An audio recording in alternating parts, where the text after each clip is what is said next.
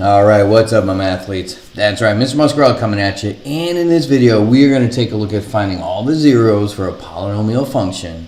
And with that, we're going to have a little bit of help from both our buddies Desmos and René Descartes using his rule of signs, which we've learned in the previous lesson.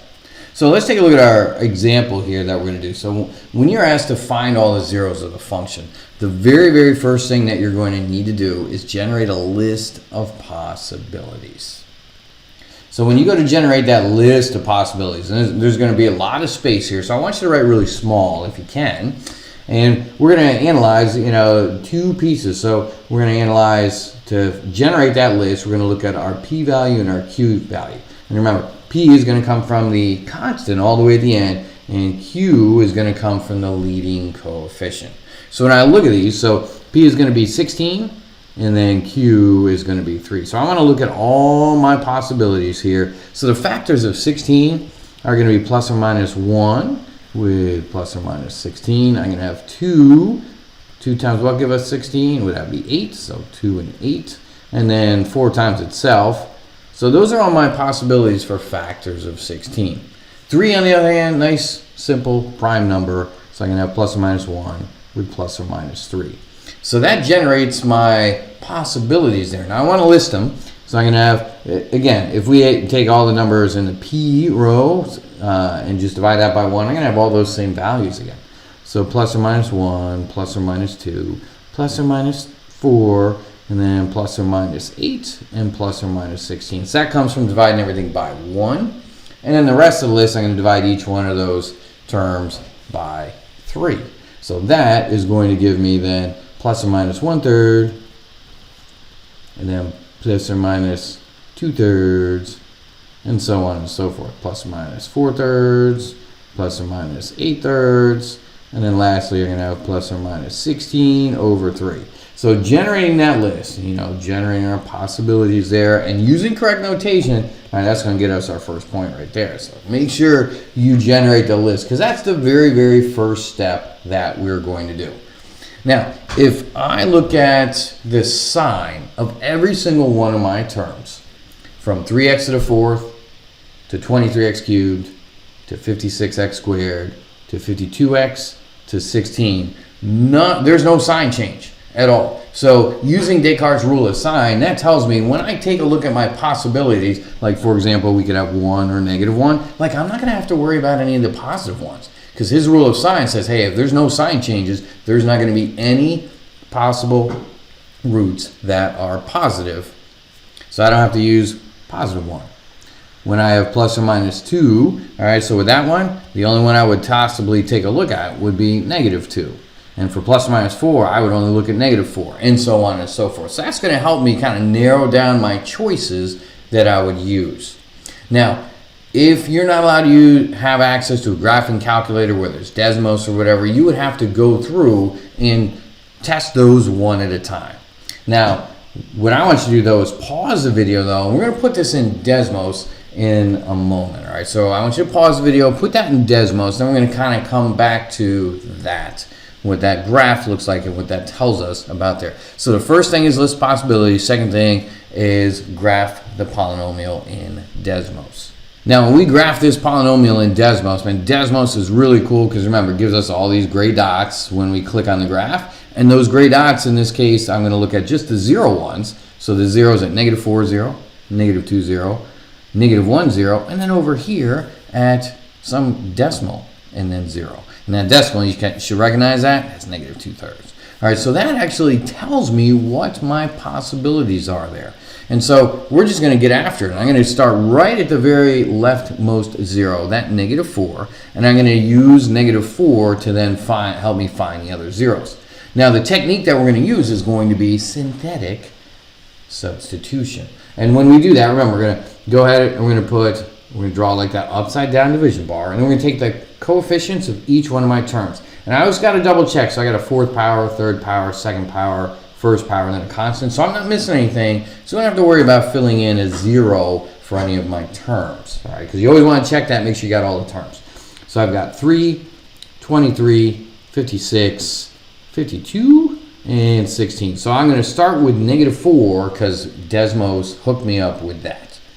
Now from there, remember, bring the first term down, and then you're going to find the product of negative 4 and 3, and that gives us negative 12. Finding the sum of 23 and negative 12, that is going to give me a result of 11. So again, negative 4 times 11, so I'm going to find that product, and that gives me negative 44. The sum of 56 and negative 44 is 12. And this is where a lot of people take your time. Make sure you get your arithmetic right, because it's very simple to make a mistake in multiplying or in adding. And then negative 4 times 12 gives me negative 48. The sum of 52 and negative 48 is negative 4. And then negative 4 times, or I'm sorry, ooh, see, I just did it right there. I'm thinking ahead here. So that's going to be positive 4. And then negative 4 times positive 4, that gives me negative 16, and we end up with 0. And that's what we want. We want to get that last term to be 0, because then that tells me that the coordinates right here, so negative 4 for my x and 0 for my y, because that was my remainder, that tells me that that value, negative 4, that x value, is a 0. So that's cool. So we got one of our zeros right there. We've got negative 4. Now, the next number that I picked, so I'm going to repeat this process again, but I'm going to choose one of the other values. Now, it doesn't matter. So I'm going to go back to my graph here for a second. I could pick negative 2, because we've already used that negative 4, so we don't have to worry about him. So I could either pick negative 2 or negative 1 or this gross fraction, which I don't know what that is yet, so we're going to save that one for later. So you can pick either one of these other two values, negative 2 or negative 1. It does not matter which one you pick. You'll still end up with the same result when you're all done. So we're going to go in order, though, and we're going to pick negative 2 next. We're going to pick negative 2. If you were to pick negative 1, your work would just look a little bit different, but you would get to the same thing at the end. You'd get to the same 4 zeros. So I get the sum of 11 and negative 6 is positive 5. And then negative 2 times 5 is negative 10. And then the sum of 12 and negative 10 is 2. And then negative 2 times positive 2 gives me negative 4. And yes, I get a 0 at the end again. Now, when I'm down to 3 terms, because again, we want to make sure we get a 0 at the end. That's how I know that I did my arithmetic correctly. When I get down to 3 terms, so now when I go back to Desmos, it's like, all right, I took care of that negative 2. So I've got the negative 4, I've used negative 2. Now I've got negative 1 and some other gross thing. All right, so when we have this piece, we're going to take a look at our very, very next one, which I knew was going to be a negative 1. So I'm going to put negative 1 here, and I'm going to repeat this process again. I'm going to repeat that process again and go through this. Now, when and I'm going to tell you, most of your teachers, when you get down to this step right here, all right, so we'll go through this. I'm going to show you 2 ways to do this. So the 3 would come down, and we would get negative 1 times 3 is negative 3. 5 times negative 3 is positive 2. Negative 1 times 2 gives me negative 2, and of course I get a 0 there. When I get down to this last term, when I get down to this very, very last thing, because again, we get a 0 right here, which is cool, that's what we want. We come down and we just set, because this is my constant, the 2 is my constant. I don't know why it's still green. Hello, there we go. So that's going to be 2. And then the next term is going to go up in degrees. So that's going to be 3x plus 2. So we're going to take that, we're going to set that equal to 0. Solving that, we're going to get 3x equals negative 2. And then we're going to get x equals negative 2 thirds. So my 4 zeros, so all 4 zeros are going to be the following. Are going to be negative 4, negative 2, negative 1, and negative 2 thirds. Now, does that go in line with what Descartes' rule says, because there are no sign changes? So I would have at most 4 possible zeros, or 2 or 0 that would be negative. And I end up with 4 of them here that are like that. But I want to give you a little bit of caution right here when I get down to this line right here, because some teachers, sometimes it'll work out and we'll be able to kind of go with that. But another way, so this could be another way that you do this. So the first thing, we want to list all our possibilities. The second thing is we're going to analyze our graph and kind of pick some values to go along with that. And then the third thing is going to be all this stuff right here where we go through and we do that all that evaluating.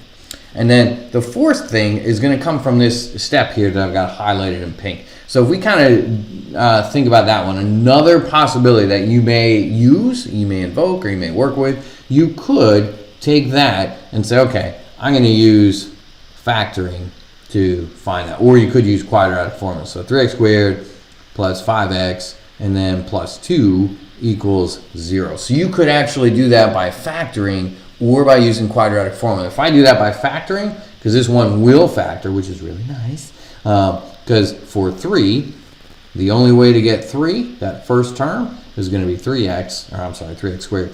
The only way to get 3x squared is going to be 3x next. And then the only way to get 2 is either positive 1 and negative, or positive 1 and 2, or negative 1 and negative 2. But remember, I'm looking right here at this sign right there. So that sign is positive. That means I've got to choose these two guys here. Now the challenge is getting them in the right spot. So if I put a 2 on here and a 1 there, because I know both of these have to be plus, and I do 3 times 2, that gives me 6, and then this inside one gives me another positive 1. So 6x and 1x, that gives me 7x. I want 7x, I want 5x. So that means I've got the 2 and the 1 in the reverse spots. So from there, I would do plus 2 here, and then plus 1 there. And then when I solve each one of these, then I'll get x plus 1 equals 0. So that'll give me x equals negative 1.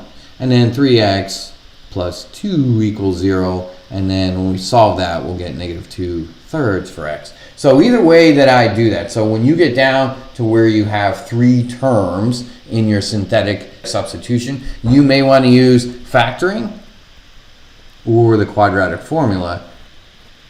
And I'm just going to abbreviate quadratic formula QF. You may want to use one of those techniques if you want. So you got some options here to do that. So our first points, let's put some points on this thing. So 1 point would come from listing all of the possible zeros, which you see a little check mark right there, using our correct notation. Now, all of this work in here, depending on how much stuff is going on, it could be anywhere from, in this case, we've got 1, 2. Now, if you did the factoring version, then you'd pick up your points there, or you could pick up your points there for that. So you get 1 point for each one of those lines, more or less, going through, showing your work. So this whole, and then you got to list them. Then we got to list them and say, hey, these are our zeros. Now, every once in a while, the zeros might be listed as coordinate points, but you can just list them like that.